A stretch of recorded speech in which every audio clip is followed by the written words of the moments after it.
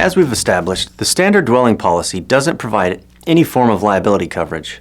To be clear, liability is money a person owes because they injured another person or damaged or destroyed another person's property. You might say that dwelling policies are a basic form of insurance that removes liability coverage to make it simpler and more affordable.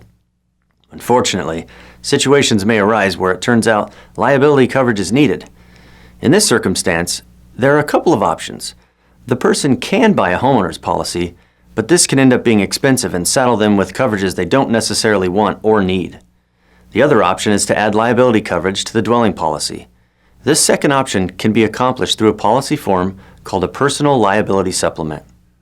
The personal liability supplement provides two kinds of liability coverage: personal liability and medical payments to others coverage. This policy form provides insurance to cover liability arising from two situations. 1. The insured is responsible for physical injuries suffered by another person who was on the insured property. And 2. The insured is responsible for damaging or destroying another person's property that was at the insured location. This form can be packaged with a dwelling policy to expand the coverage.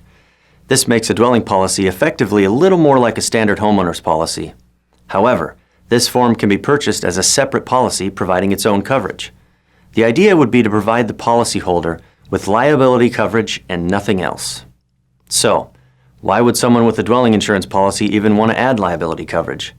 Isn't the point of dwelling insurance to be the leaner, more economical insurance for residences that are owned but not regularly occupied by their owners?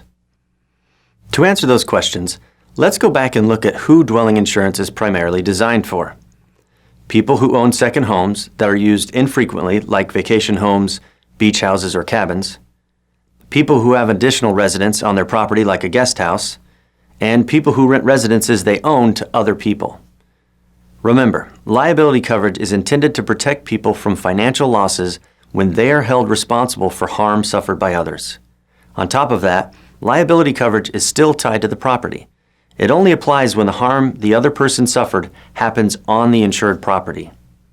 In this circumstance, liability coverage is mainly intended to insure the property owner when guests to their residence become injured or have their property damaged. For the person insuring their vacation home, liability coverage is useful if they intend to invite people over from time to time. The person insuring a guest house might want liability insurance if they have people staying there temporarily. Landlords and people who regularly rent out residences they own have good reason to add liability insurance. If something happens to a tenant that is the landlord's fault, the tenant may be able to sue. Say a person rents out a beachfront bungalow they own. Unfortunately, the landlord does a poor job of maintaining the electrical wiring in the bungalow. The faulty wiring starts a fire which injures the tenant and destroys their property. The tenant may be able to sue the property owner, citing failure to maintain the wiring. This is where liability insurance would come in, covering the landlord for the damages owed to the tenant. Now that we have an idea of what the personal liability supplement does, we can look at the policy in detail.